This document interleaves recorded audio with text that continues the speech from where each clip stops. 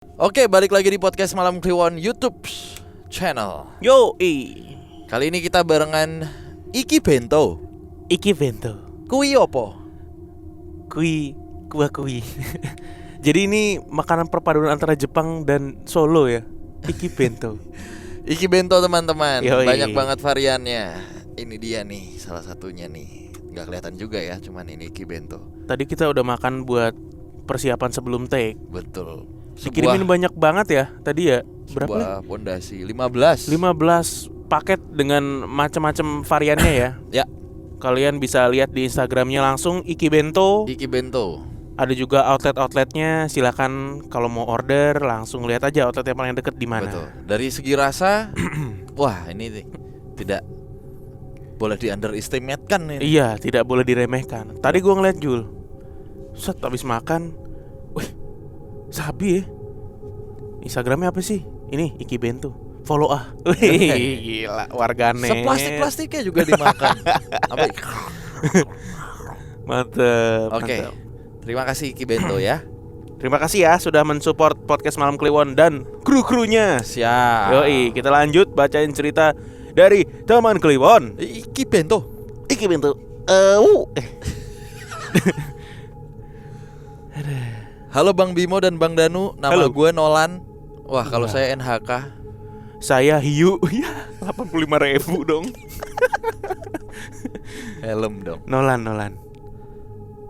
Langsung aja ya. Hmm.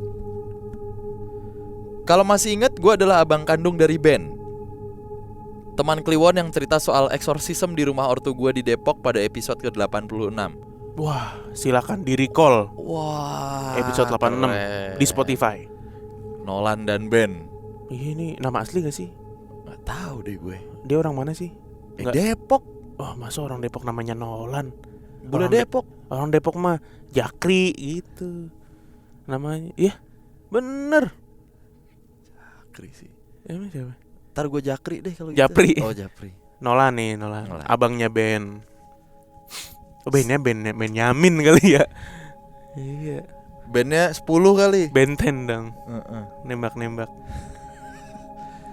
Sebelum gue ceritain pengalaman horor, gue mau klarifikasi pertanyaan abang sekalian soal kenapa hantu itu memilih tinggal di rumah ortu gue ketimbang ikut majikannya lagi.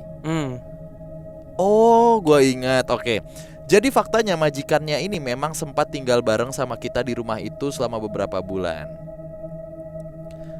Tapi karena faktor nggak betah, majikannya yang merupakan teman lama bokap gue memilih untuk cabut dari rumah tanpa pamitan. Jadi indikasinya sih makhluk wanita mata berdarah itu ketinggalan, Oh, tanda kutip. nggak diajak. Dan akhirnya jadi penghuni tetap tangga besi di rumah itu sampai akhirnya kita usir dia di malam itu. Gak ada informasi juga sih kenapa si teman bokap ini nggak ajak itu makhluk untuk cabut ikut dia. Mungkin makhluk halus yang ikut dia nggak cuma satu kali. Nggak dibawa bro. Kasian juga. Baru bangun tidur, majikan gue mana? Ditinggalin, itu kesian. Diusir sama yang punya rumah. Oke, kita langsung ke cerita pengalaman gue ya. Kejadiannya kurang lebih terjadi di tahun 2015. Waktu bulan-bulan awal gue menikah dan masih tinggal di rumah ortu gue. Ya di rumah ortu gue itu ya yang ada kejadian eksorsisme itu.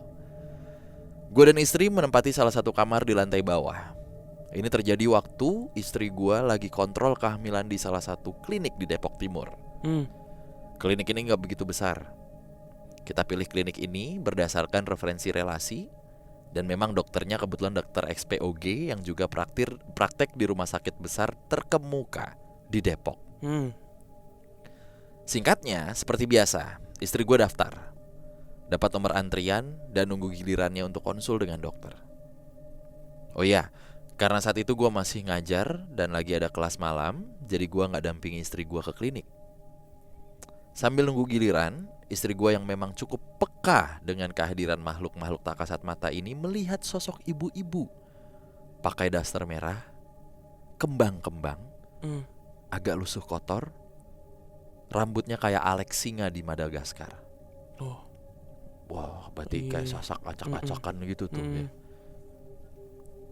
Sosok itu berlari-lari kecil seperti mohon maaf, orang gangguan jiwa. Karena kadang ketawa-ketawa sendiri, di lorong klinik. Istri gue awalnya gak terlalu gubris karena sudah tahu sosok ini bukan manusia.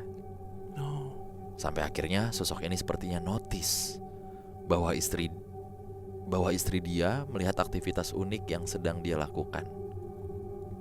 Istri gua kali maksudnya ya. Lalu makhluk ini menatap istri gue. Tatapan matanya tajam, melotot, bibirnya dilipat ke dalam, dan tersenyum lebar. Dan mulai berlari kecil di lorong klinik itu mendekati istri gue. Aduh, lagi hamil lagi. Awalnya berlari kecil sampai sudah berjarak kurang lebih 1 meter dari istri gue. Dan sosok ini masih melotot serta tersenyum lebar, lalu menghilang entah kemana. Istri gue gak mau ambil pusing, tetap melanjutkan tujuannya kontrol dan konsul sama dokter. Singkatnya, selesai sudah urusan di klinik dan istri gue pulang ke rumah ortu gue lagi. Malamnya orang-orang di rumah sudah pada di kamar masing-masing. Bokap dan nyokap saat itu lagi ada ibadah di luar rumah dan belum pulang.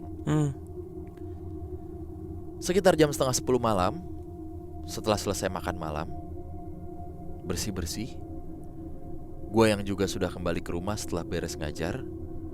Dan sebelum tidur, gue nanyain ke istri gue hasil cek dokter hari ini. Istri gue menjelaskan seperti biasa info detailnya dari dokter. Dan tiba-tiba dia tuh keinget sosok ibu-ibu tadi tuh di klinik. Nah, ini posisinya kami udah mau tidur nih, tapi memang masih ngobrol-ngobrol ringan di kasur. Lampu juga sudah kami padamkan, diganti lampu 5 watt warna oranye ke kuning-kuningan. Karena keingetan dan akhirnya istri gue cerita sosok tadi, istri gue notice satu hal yang cukup aneh.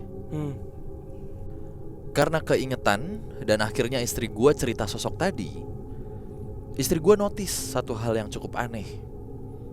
Anehnya, sejak menghilang tadi, sosok itu gak terlihat lagi sampai istri gue pergi meninggalkan klinik.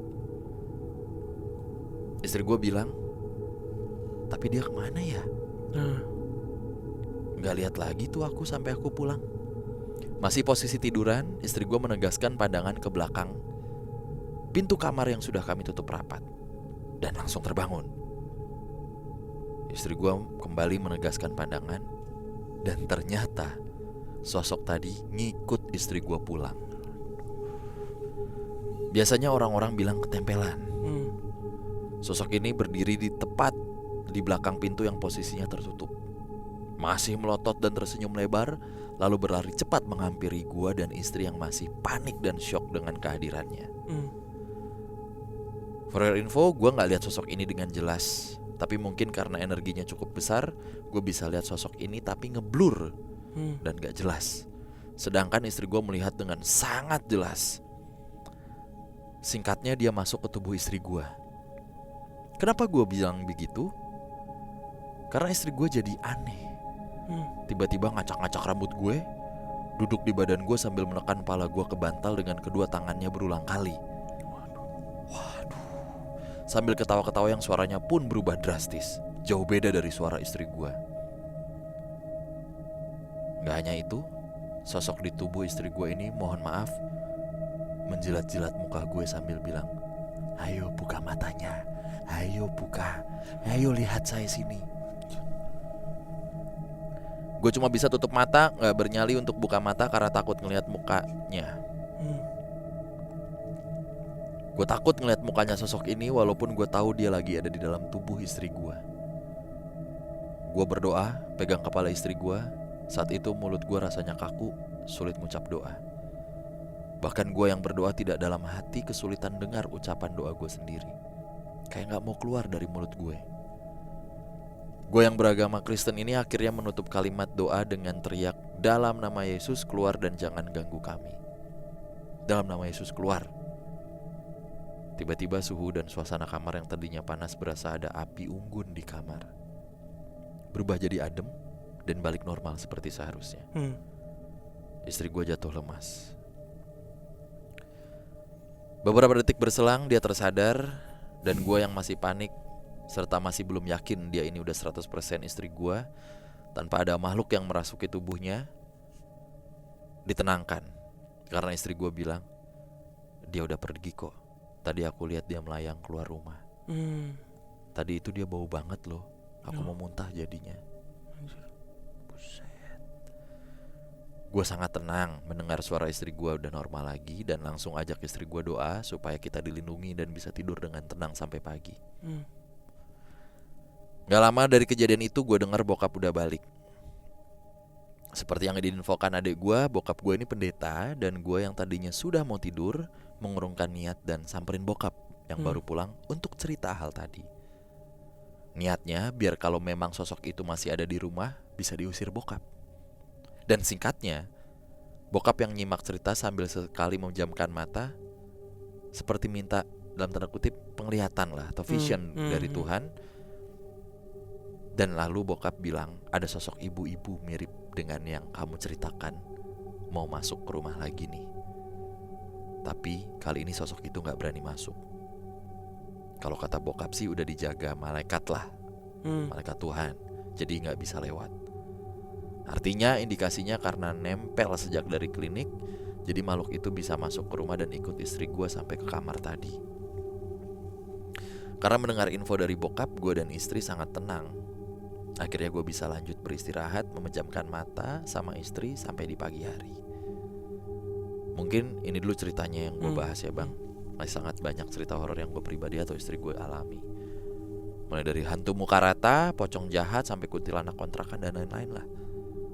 Pada lain kesempatan nanti gue ceritakan lagi ya. Maaf kalau cerita ini kepanjangan, kurang seram, atau mungkin tidak terstruktur rapi ceritanya. Terima kasih sudah membacakan cerita ini. Tuhan berkati Bang Bimo, Bang Danu, dan semua teman Kliwon dimanapun berada. Amin. Salam sejahtera. Duh, ini pengalamannya Mas Ben dan istri yang waktu lagi hamil ya. Kalau istri gue lupa waktu itu apa ya si Angel cerita. Apaan? Iya, yang pas lagi hamil, inget gak sih lu? Yang juga sempat Kelabang, bukan? ya itu satu. Satunya lagi apa ya? Mimpi. Bukan. Iya mimpi ya. Mimpi ya. Kali ya. Mimpi kali ya. Aduh, jadul banget. Lu tau gak Not itu Not? Apaan Not? Apaan? Siapa yang bawain acara? Siapa yang bawain? Bim Bim. Huge. Ya Huges, huge. Siapa? Ke komen sih. Iya tadi. Aduh, gak kebayang gua istri lu lagi hamil terus kesurupan gitu ya.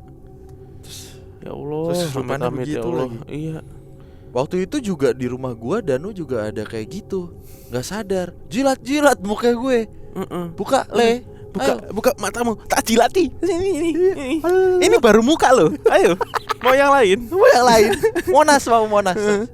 Mau ini apa? Spidol marker. Spidol marker. Tak jilat ini baru muka lo. Halo. Gitu. Sosis Jerman mau, sosis Jerman. Sosis Bratwurst. Apa sih bacanya? Aduh. Katanya Mas Bimo ada ini. Ada daging apa? Apa? Stego. Bukan apa sih namanya? Apa? Sosis Solo. Daging jenis dagingnya. Oh, sirloin. Bukan sirloin. Wagyu. Dan Wagyu A5. Ayo. Mana wagyunya Mas Bimo ayo. Tak jilat ini, tak jilat. Aneh. Ih, ya Allah, amit-amit. Ih, katanya lu hobi kayak gitu juga lu. Sama tukang parkir. Masa gak ada 2000-an? Sini mas. Mas, saya gak ada 2000. Saya jilatin aja ya. Anjir, 2000 doang tuh harga dirinya. Aduh. Ya udah. Itulah Mas Ben. Bukan dong. Apa siapa? Nolan. Iya, salah gue. Ben tuh adeknya. Bapaknya pendeta. Bapaknya pendeta. Iya, di episode 86 gue jadi ingat. Bapaknya memang melakukan eksorsisme atau pengusiran secara Kristiani ya. Kayak ini Warren Buffett. bukan dong. Salah. Edward Warren. Siapa sih namanya? Ed Warren tuh emang orang bule banget. Kenapa emang? Kalau orang Depok Apa? Buset. Bujuk gitu. Ilok mau Bekasi ya. Kipa. Bagian di Bekasi itu. Kalau negeri. oh kalau Depok tuh kocak. Oh gitu. Kocak. Bodo amat. Dah.